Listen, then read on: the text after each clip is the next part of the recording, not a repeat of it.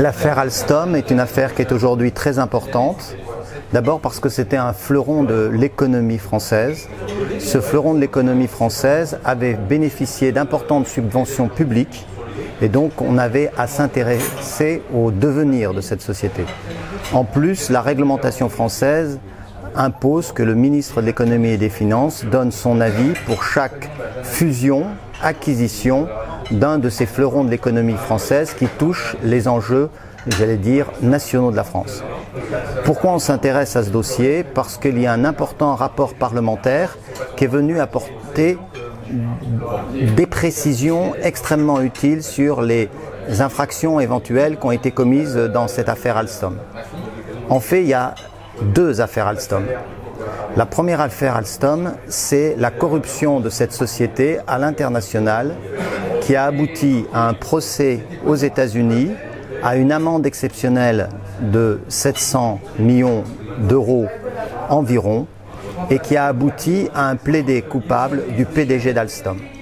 Et donc, cette perte financière a favorisé, si ce n'est décidé, la vente d'Alstom à General Electric, une société américaine.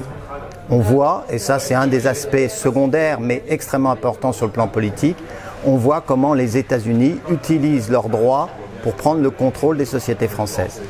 Mais ça n'a pas pu se faire sans la corruption préalable de la société Alstom.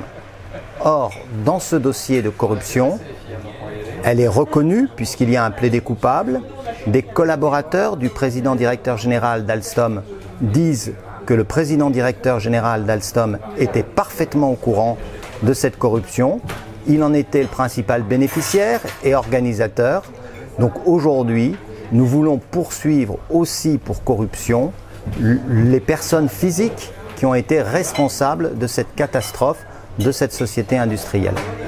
Le deuxième élément de l'affaire Alstom, c'est que pour sauver, j'allais dire, ce fleuron de l'économie, le ministre de l'économie et des finances, M. Montebourg, à l'époque, avait mis en place des mesures de sauvegarde. Parmi ces mesures de sauvegarde, il y avait une option de rachat de société.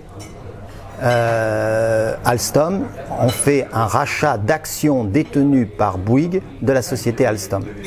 Cette option de rachat n'a pas été, j'allais dire, levée par le gouvernement Macron, à savoir le ministre de l'économie et des finances, M. Le Maire.